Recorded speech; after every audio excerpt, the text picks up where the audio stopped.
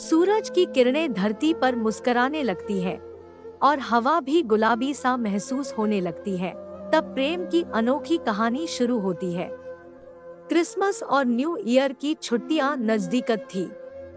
देवांश अपनी छुट्टियों को लेकर मन प्लान बना रहा था। तभी उसने सुना कि पापा ढाडी से मिलने 3 से 4 दिनों के लिए गांव जा रहे हैं। उसने मम्मी से कहा, प्लीज मुझे भी पापा के पास भेज दीजिए ना। मैंने कभी गांव देखा भी नहीं, मम्मी ने कहा। देवांश, तुम्हारा वहाँ शायद ही मन लगे, वैसे भी तुम कहते हो कि गांव के लोग पिछड़े हुए हैं। वहाँ के बच्चों के लिए भी अक्सर कहते हो बैकवर्ड विलेज गाइजा। देवांश ने कहा, मम्मी प्लीज छोड़ो न ये सब बातें। रवि ने वह चाबी उठाई और अपने पिता से सवाल किया, पापा यह चाबी किसकी है और कौन से दरवाजे का है? पिता ने देखा और कहा, बेटा मुझे इस चाबी की कोई जानकारी नहीं है। मुझे लगता है यह चाबी हमारे घर के दरवाजे का नहीं है। रवि बेहद उत्सुक हो गया और सोचा, शायद यह चाबी किसी खोए हुए दरवाजे की हो सकती है।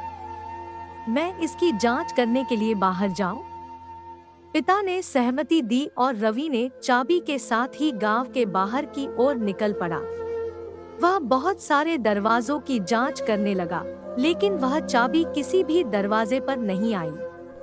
रवि हैरान हो गया और सोचने लगा, कहीं यह चाबी किसी छुपे हुए खजाने के दरवाजे की तो तलाश में तो नहीं है। फिर रवि ने अपनी खोज में और वक्त बिताया और अचानक एक पुराने और छुपे हुए महल के दरवाजे के पास पहुंचा।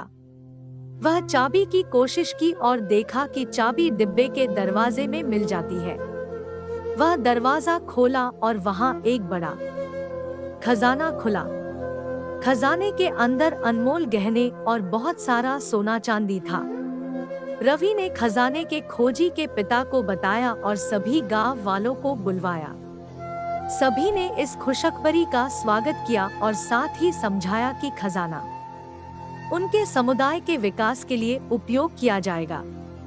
इस देसी हिंदी स्टोरीज कहानी से हमें यह सीखने को मिलता है कि जिज्ञासा और संकल्प से हम नए और अद्भुत रास्ते खोज सकते हैं और हमें कभी हार नहीं माननी चाहिए, चाहे हमारी कोशिशें कितनी भी कठिन हो।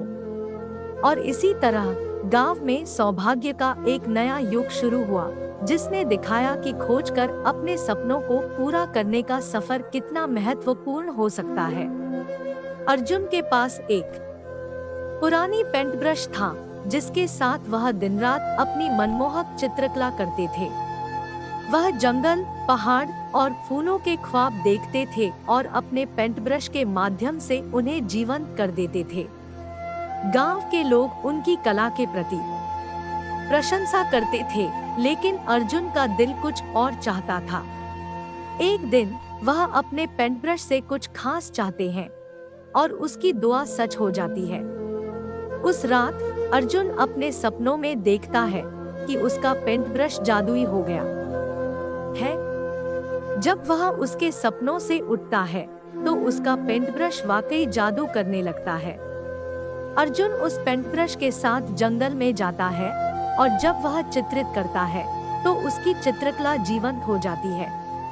उसके चित्रों से फूल खिलते हैं, पेड़ पौधों का आकार बदल जाता है और जानवर बोलने लगते हैं।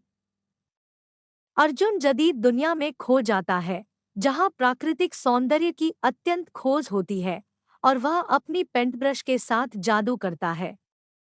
वह खुशी खुशी अपनी खोज करता है और दुनिया को अपनी चित्रकला के माध्यम से सुंदरता दिखाता है।